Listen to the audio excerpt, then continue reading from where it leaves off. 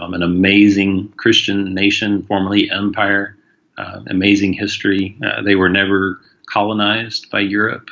They're the only African nation that defended themselves from European colonizers. That was Italy tried to invade them twice, and they withstood. And the other thing is they're surrounded almost by Islam, and they were an island when Africa was almost entirely overrun by Islam. And they thrived in the middle of all that colonization, the Islamic invasions. So, amazing story.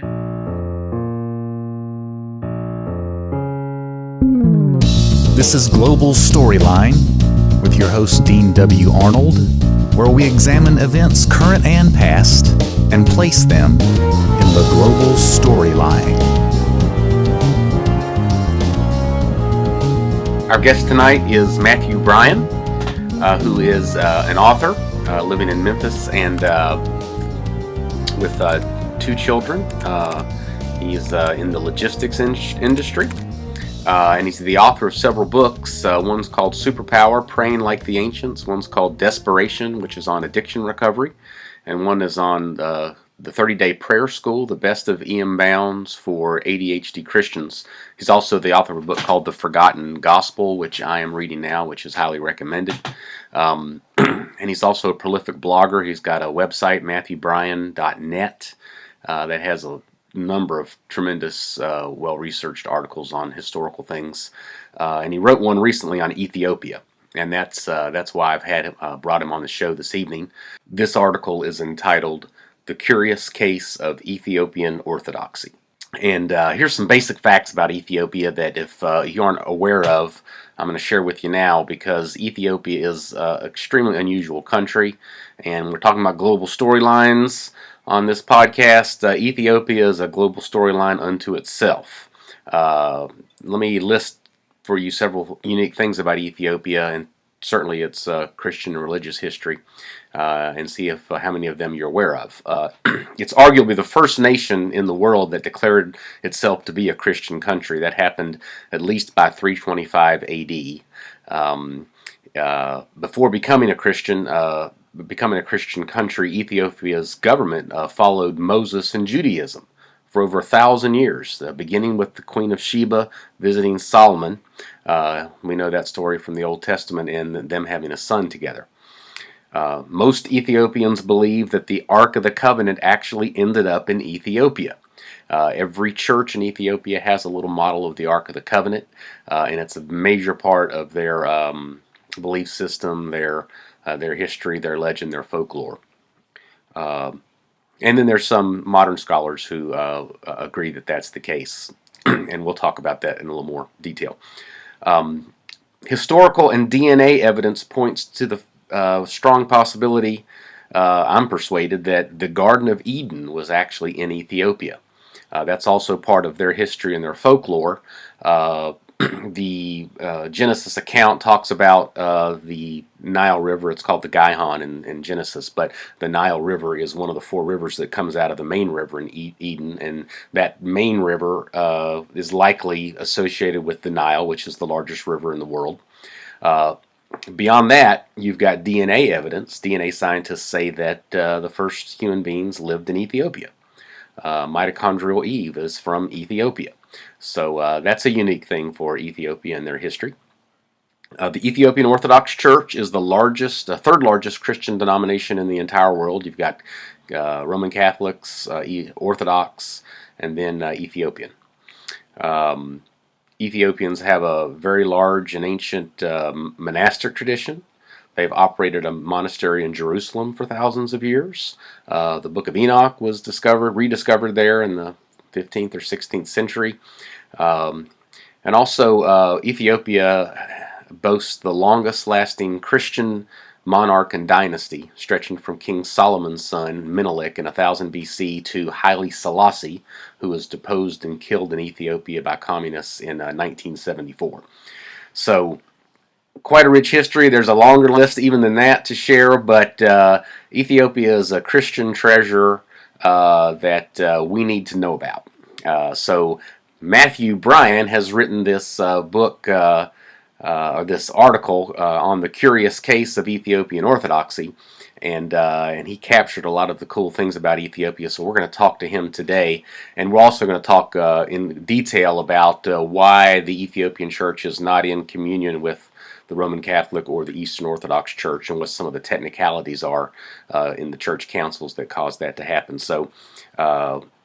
And one little note before we move into bringing Matthew on, this is a introduction after the fact, because we had some technical problems in the podcast. The first 10 minutes or so didn't make it, so I'm kind of doing a little recap here, and then we come in with Matthew talking about, I think, the Ark of the Covenant. So we'll take it from there.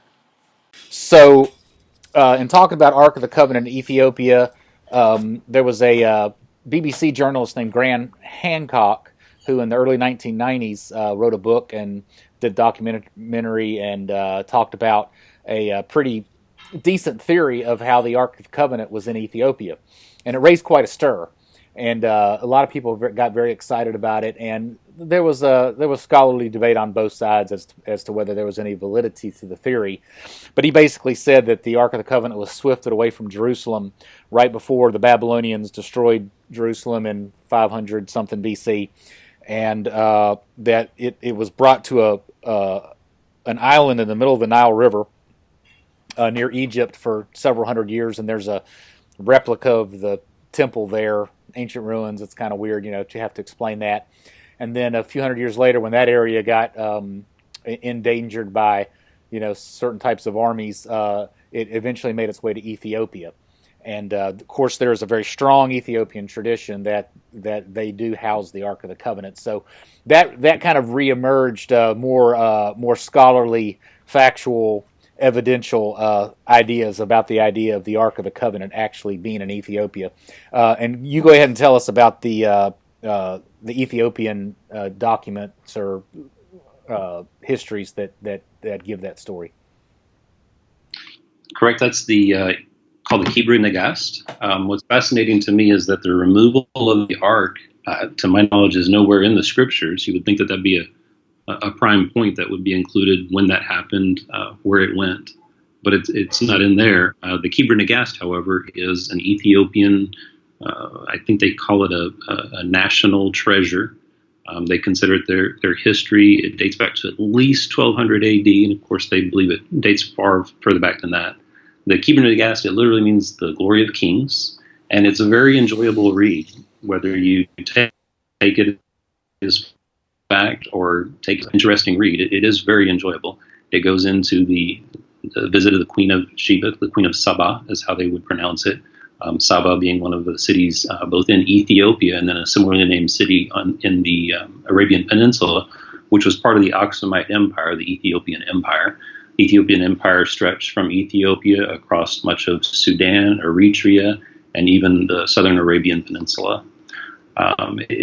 It's a very interesting read, very enjoyable, about what happened between the Queen of Saba and Solomon, and then her son going back as an adult and meeting his father for the first time, and how they believe that the Ark was brought back with him, by him, his servants. It's a pretty involved story, but it's definitely worth reading. And here's how the story goes.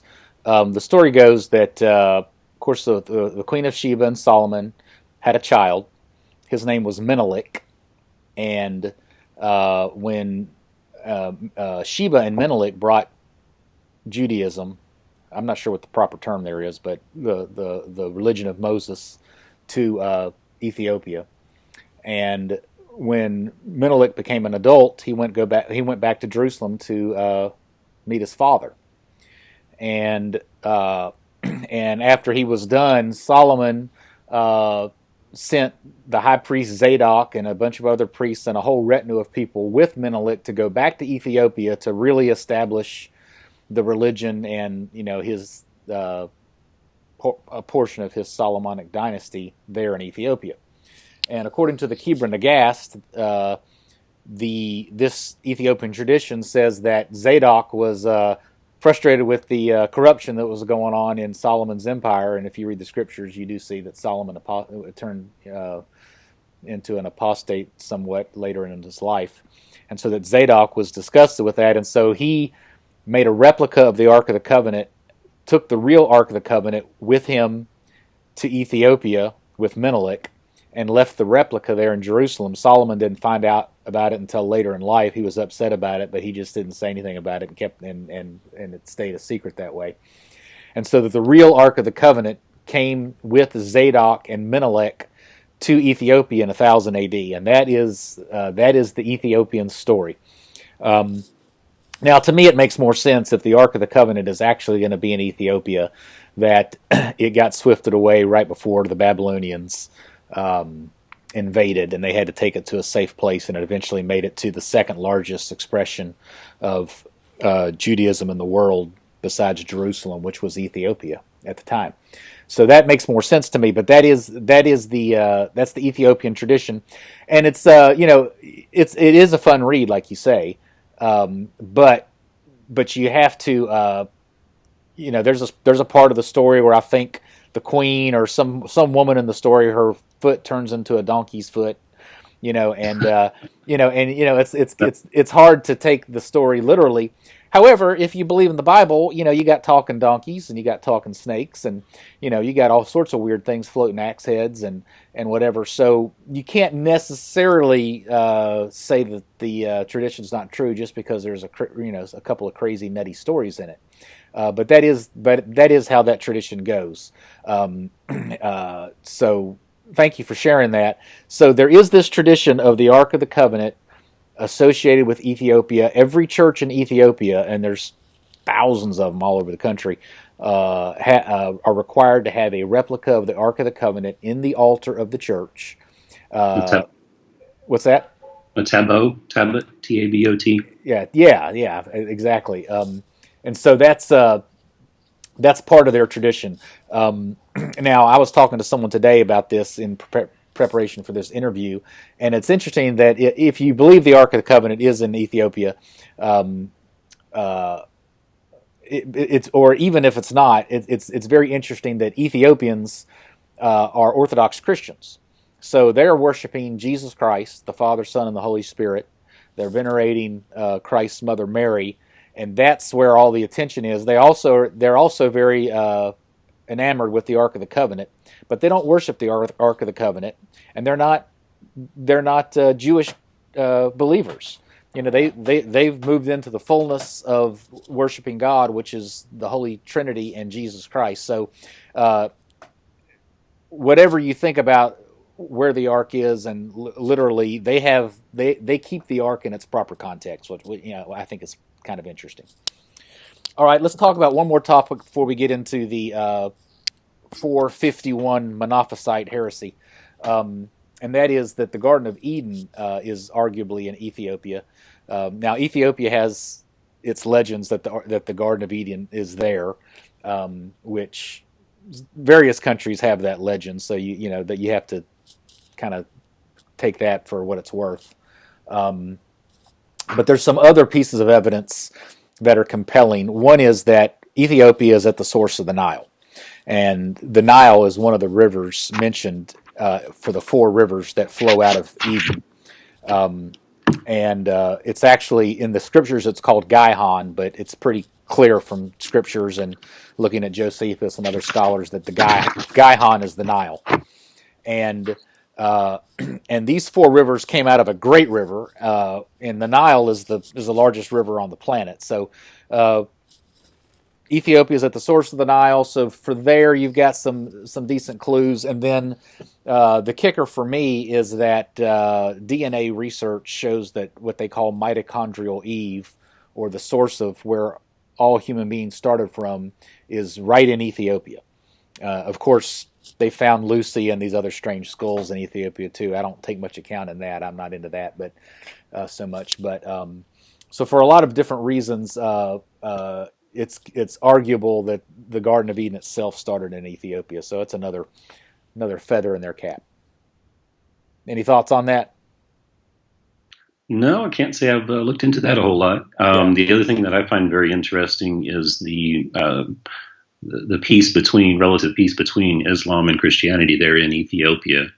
The Muslims there date back to Muhammad's time, And when he was at war with a particular clan, he sent his daughter and his daughter's husband to Ethiopia with some other Muslims, and they gave them refuge. The Christians did in Ethiopia. And it's said that Muhammad said that there would be peace with Ethiopia as long as Ethiopia didn't take action against them. So it's neat to see. It's one of the places where there isn't a whole lot of violence between Muslims and Christians. You can look at other countries all around it, including Sudan. Trying to think off the top of my head. Somalia. Yeah, Somalia, and then to the southeast. Have to look at my geography. Kenya. They have a whole lot more problem around Ethiopia than they do in Ethiopia, despite the fact that there is a very large population of Muslims there. It's the second largest religion in Ethiopia. No, I agree with that. That is one of the interesting things about the country, and something we can certainly we can learn from them. You know, here we are as a globe trying to figure out how to negotiate, Islam and all the different things. And here's a country right here that's dominated by Christians that has figured out a way to do that. They haven't been with. Say what? I missed what you said. There have been incidents. It's just not comparable at all to the nations around them. Exactly. Okay, let's get into why we are not, or at least the Orthodox Christians are not in communion with the Ethiopians, and where the split that took place in 451 over something called Monophysitism, and separate that for us from the Nestorians, and tell us what happened. Okay, well, I think it's important to note that Ethiopia was an empire. In the early days of Christianity.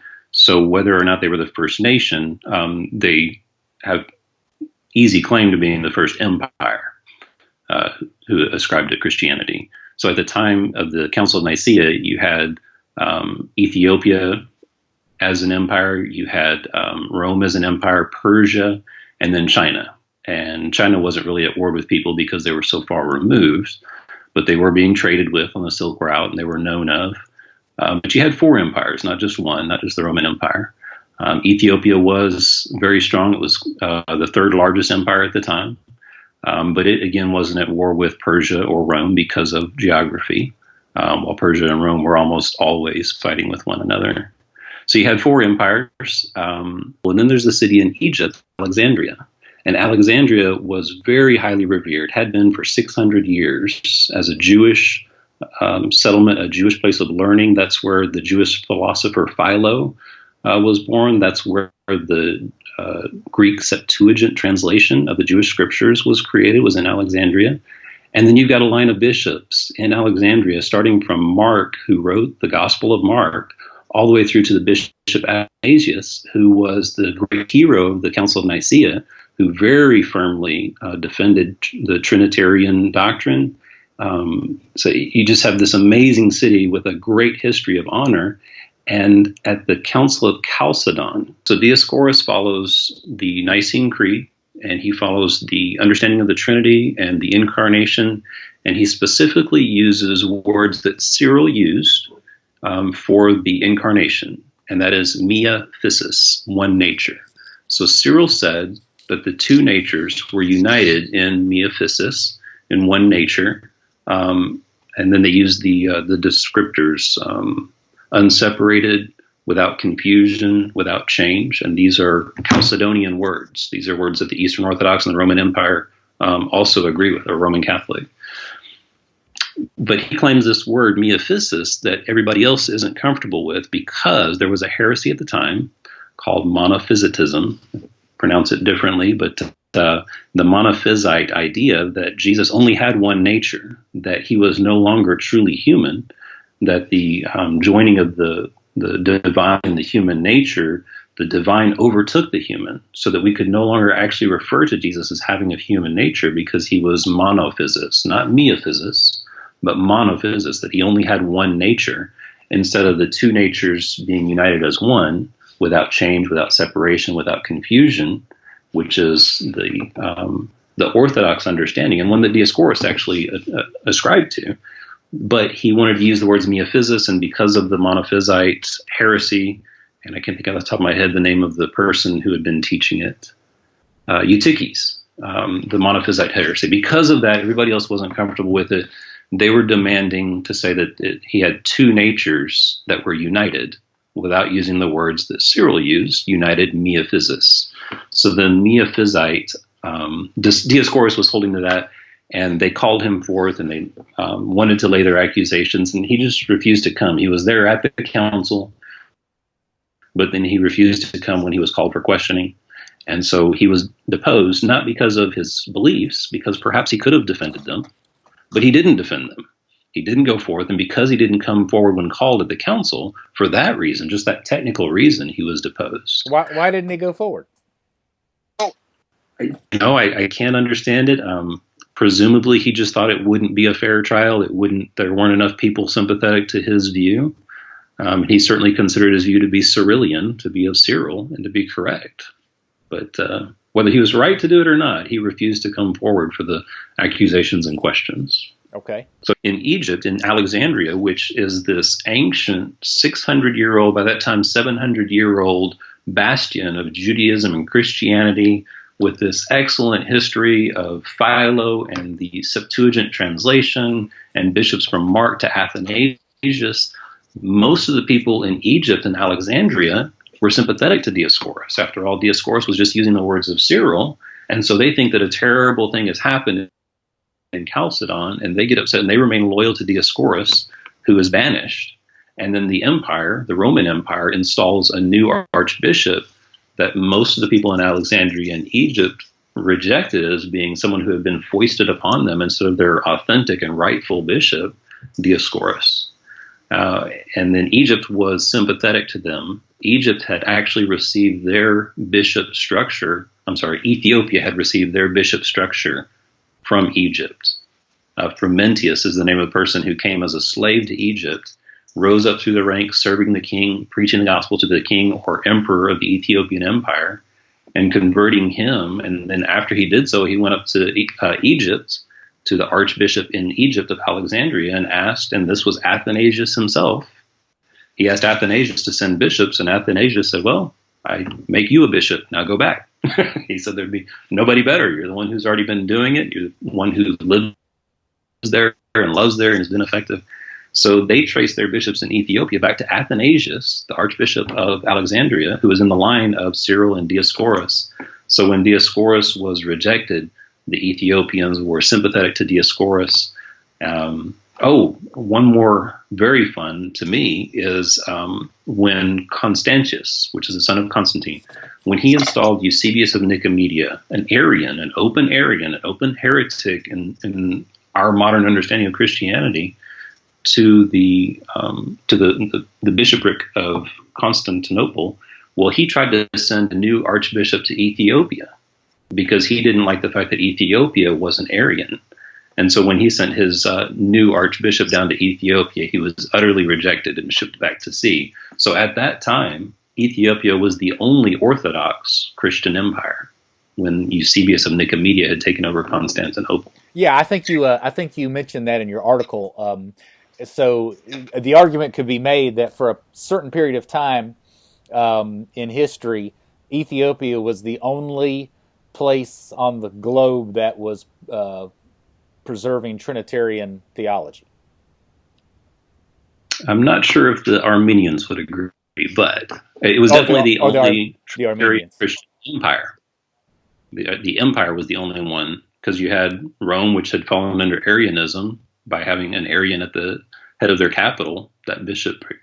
And then you had the Persians, who that empire was primarily pagan, and the Chinese empire. So are the Armenians certainly are the Armenians Syrian Oriental Orthodox, or they are different? They are Oriental, yes, sir. Okay, so that's part of it. Did they split off at Chalcedon or someplace different? They were sympathetic to Dioscorus. At Chalcedon, it's not like nations. It's just that Dioscorus, on that technicality, was deposed, and those who were sympathetic to him and to those words of Cyril in particular that he was clinging to Okay. So that would be the Armenian Okay. and the Ethiopian. Yeah, we're having a little trouble here. Are you there? I am. Okay. Yeah, just a little delay. Okay, let's go back and review because everything you said was great, but it's a little complex. I threw a So lot at you. that's okay. That's all right. 451 A.D. Dioscorus from Alexandria is at the council where they are trying to hammer out the nature of Christ. Correct. One view says that Christ has two natures, a human and divine nature. Another group says he has only a divine nature which subsumes his human nature. That was considered a heresy. Right, that's monophysitism. Monophysitism. And Monophysites. Who was the champion of that I view? wanted to say monophysitism. Was that okay? That's Eutyches? You said was the champion of that. Yes. Okay, so that's the heresy. But in the middle of that heresy, Dioscorus, is that his name? Correct. Bishop of Alexandria. He is calling the concept of Christ having a divine and human nature miaphysite. Miaphysis, one nature. It's that the two natures are united. It's not that one overtook the other, but that the two natures are united. And Physite, which is that the divine over the human. Okay, and the traditional Orthodox view on this is that Christ has a human nature and a divine nature, and they are together as one without confusion or commingling. I forget what the exact words are. Confusion, separation, and change. Yeah, so somehow they're united, but they're also are they united or not? Is that the right word?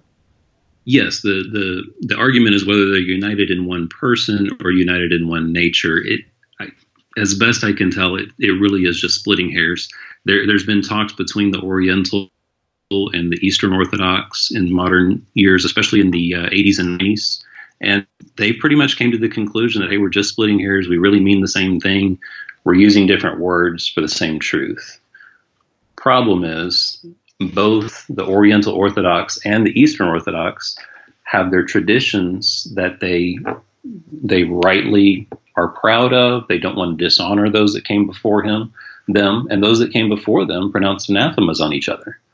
So even though they came doctrinally to agreement, for either one to let the anathemas go aside, they feel like they would be dishonoring their predecessors, that they would be, in essence, anathematizing their own people in their own tradition in order to not anathematize the people of another tradition. Yeah, we'll have to get all that sorted out. Now, it's because I am an Orthodox Christian. I submit to that tradition, and I believe that my elders are wiser than I am, and I believe that there's a reason why they were splitting hairs, quote unquote. That those hairs do make a huge difference. I'm not educated enough right now to talk about it, so that's okay. Because I can't know everything, and nobody can know everything. That's why we submit to traditions. But I like everything you're saying. I'm fascinated by it. Let's jump up and just talk a little bit more about what you were saying that I think you said the 90s or whatever. But let's talk about in the recent past what kind of dialogue has taken place and what strides are being made to bring the Ethiopian and Egyptian Christians, otherwise known as Oriental or Coptic or Syrian Christians, back into the fold with Eastern Orthodox. It was pretty much a golden era for discussion across different Christian traditions. You had some meetings prior to the 1980s. You had some in the 1960s and 70s that were on a lower scale of representation between each branch. But then in the 80s and 90s, you had high-level discussions, dialogue, some real movement towards unity, not only between the Eastern Orthodox and the Oriental Orthodox, but even between the Assyrian Christians who are from the Nestorian background, them speaking with Roman, speaking with Eastern Orthodox, it really, there was a lot of reason for optimism that it was going to be possible to have united communion again between the four ancient branches: Roman Catholicism, Eastern Orthodoxy, Oriental Orthodoxy, and Assyrian. But after the 1990s, just no progress has been made. And I could give you dates and stuff, but I really don't know a whole lot that is very interesting, other than the fact that, hey, they actually sat down and they actually started getting along and coming to agreements. There was a lot of statements of joint declarations of faith. Can you give any more detail? It's okay if you can't, about what you were saying, that the Ethiopians and the Coptics were saying that there was basically there was confusion in terms of being lost in translation. There was no difference in theological belief. Correct. Cyril is respected in both the Eastern Orthodox and the Roman Catholic, both Chalcedonian traditions. And he's referred to as a saint, and he used those words, miaphysis. And so when you go back and discuss it, it's kind of hard to hold somebody at fault for using Cyril's wording, because they agree that Cyril is a saint. And I honestly think if monophysitism hadn't been the day, I don't think that there would have been a problem with using Cyril's words. If the two natures are united, and we agree that the two natures are united in one person, or the two natures are united in one nature, either way, it's the two natures are united, and both agree that they're united without confusion, without separation, and without change. Do you have any idea where things are right now in 2016? Unfortunately, there hasn't been progress since the 1990s. Huh.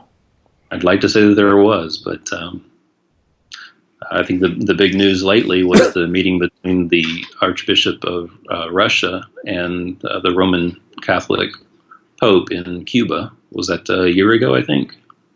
I think that was the biggest of recent. There hasn't been much since the 1990s that's happened. Yeah, so that's not really relevant.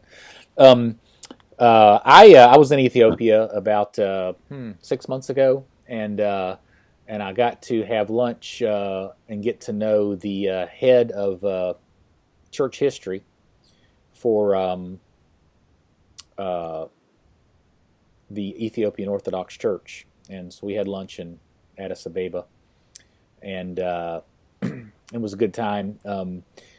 He's a sharp guy, obviously, but he said that right now there's a big, huge interest in Ethiopia with Russian mystical theology. Guys like Vladimir Losky, I think is that his name, and some others like that. And I know that there's a push towards Russian things in the Ethiopian church, and so maybe we'll see some more movements towards unity because of those things. That would be my prayer. I'd love to see a unification of the Oriental and Eastern churches before my life is over. So I have a great love for the Ethiopian church, and I really enjoyed it when I was there. Let me just tell you that my experience when I was there, first of all, there's churches everywhere, and they're packed. The churches are packed. Wonderful. And they're packed with young people. So there's a great future in Ethiopia. Now, there's a couple reasons why they're packed. One is because the Ethiopian Christian tradition is alive and well and strong. But another reason they're packed is because they actually have people in Ethiopia. Because another one of my bandwagons is population growth. I'm a subscriber to Pat Buchanan's thesis in his book Death of the West, that Western civilization is dying because of demographics. We're losing economically and eventually politically to the East because the East is having children and the West is not. And we have believed the lies of Margaret Sanger, and others who say that children are a burden, children are a problem, children cause poverty, this, that, and the other, whereas the Bible tells us that a large population is a king's glory. The very first commandment is to be fruitful and multiply. It was never rescinded. And God is a provider, and He provides for us. So we're supposed to do that. And in our disobedience, we're seeing poverty and decline and all sorts of problems in the West. So in Ethiopia, they have a growing population. They do in most of Africa, and they certainly do in Ethiopia. It used to be 8 children per woman was the average in Africa. It's down to 5 now, which is unfortunate. But the population control people think that's good, but they're still very concerned about the 5. But Africa and Ethiopia is having children. So in order to have your churches really packed and filled to the brim, with young people, you got to have young people. So that's my point on that. But anyway, so my experience there was very exciting. It was great to see that. I don't know if you'd call it a revival in Ethiopia like you would in Russia, because there was a time there when Russia was obviously run by atheists and you couldn't get into a church, and maybe the population itself was not really didn't have its heart and mind leaning toward God. I don't know if Ethiopia lost that, but there's certainly a thriving, growing, ancient Christian Orthodox expression in Ethiopia that's very, very exciting. I've also got some theories out there that I'm working on. I'm trying to get an interview with someone talking about the future of Africa, just in terms of, apart from Christianity, Africa has a bright future in the world for a number of reasons. One of them is population, because of demographics. Africa is the largest continent on the planet. Resources, rare earth, oil, forestry, all sorts of things. Because of resources and population, there's a strong argument that Africa is a big part of our future. I think I've got a quote from the Washington Post saying that as this century is going to be called the China century, the century after that could be arguably called the African century. And so if Africa is going to be the future, and Ethiopian is sort of the heart and soul of Africa in terms of certainly Christianity, and maybe in general, the African Union is located in Ethiopia. It's in Addis Ababa, and so kind of like the United Nations is located in United States in New York. All of Africa comes together on a regular basis to discuss their issues in Ethiopia. So Ethiopia is the spiritual leader of Africa. It's the Christian leader of Africa. And Africa could be the future. What'd you say? City on a hill, the Ethiopian plateau. Yeah, there you go. So if Africa is going to be the future of the world in a couple hundred years, then Ethiopia is a very important place. It's a very strategic country. So for all those reasons and others, I've got an interest in it. I've got this little thing around my neck. This is an Ethiopian cross, and my father, who was a missionary in East Africa, gave me that a couple weeks before he died for Christmas. Wow. And he was a Protestant Calvinist Reformed theologian with a doctorate from Dallas Theological Seminary. So it was pretty big deal for him to embrace me being Orthodox. So I've also got this as part of my Ethiopian drawl. And I'm considering writing a history of Ethiopia. I'd love to read it. Well, it might take me a little while, but I'm working on it. Well, this has been a great talk. It's been you've enlightened me quite a bit, Matthew. Any other thoughts you've got before we move along here? No, it's just it's an exciting untold story. So I'm glad you're doing the podcast and letting more people hear about an amazing Christian nation, formerly empire, amazing history. They were never colonized by Europe.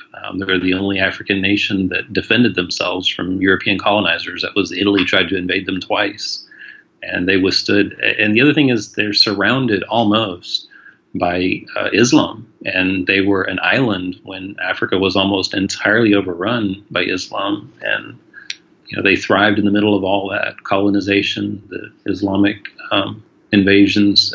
So, amazing story. Yeah, I agree with you on that. The only country not to be colonized.